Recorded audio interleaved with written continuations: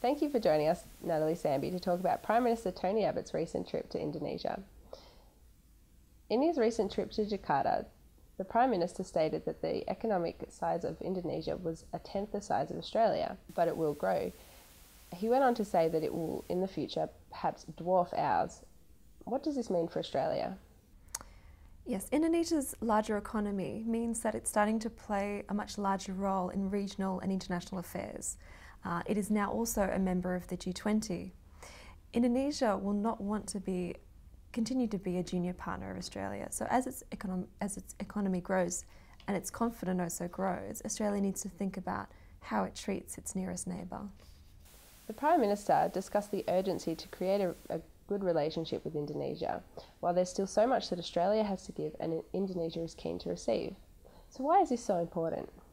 I think there's a window of opportunity at the moment for Australia to get lucky with opportunities in Indonesia. For instance, there's an emerging market in Indonesia that would be perfect for Australian businesses, so now's the time.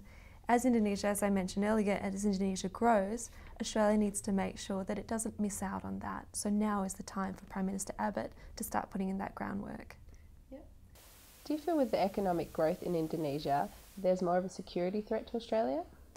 Indonesia's economic growth certainly allows it to spend more on defence and therefore more on its military, but it's too busy sorting out its own house, as well as focusing on regional international issues. Indonesia is neither a threat to us, nor are we a threat to them.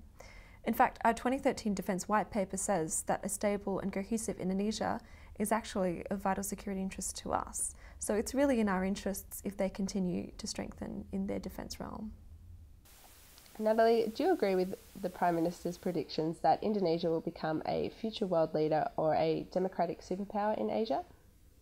I think there's little doubt that Indonesia is now a much more important and prominent player in regional and international affairs, but it's far too early to call it a superpower, whether it's democratic or otherwise.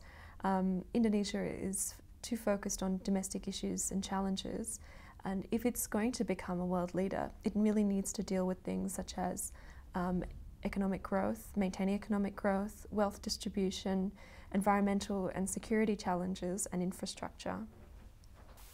Natalie Sambhi, thank you. Thanks, Cassandra.